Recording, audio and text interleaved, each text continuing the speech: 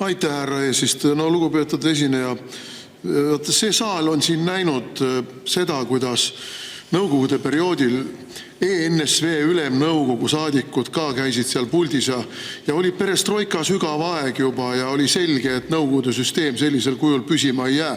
Aga ikka peeti tulihingelisi kõnesid sellest, kuidas sotsialistlik süsteem ja see majandusmudel ja kõik on parem kui kapitalism ja kõik muu, mis mujal maailmas on. Vaat see, mis te teete praegu siin, on täpselt sama.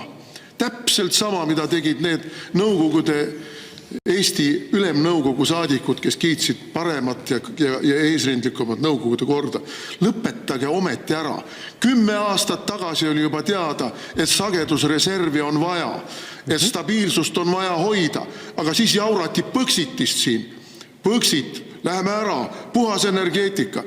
Lolli juttu aeti siis ja lolli juttu aetakse praegu.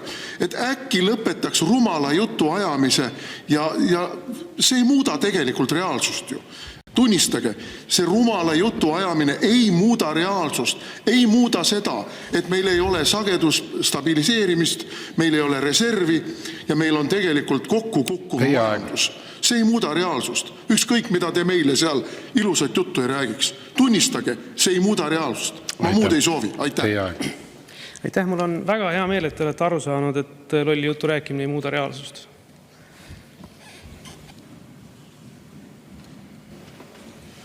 Ja aitäh, no mul ei ole muud lugupeetud esinejale öelda kui seda, et aga minu lolliks tembeldamine ei muuda ka reaalsust. Ei muuda reaalsust. Mitte kohe kuidagi ei muuda reaalsust. Reaalsus on see, et Eesti on hukatuse kursil selle energeetikapoliitikuga, mida teie praegu kaitsete siin. Lihtsalt nii on.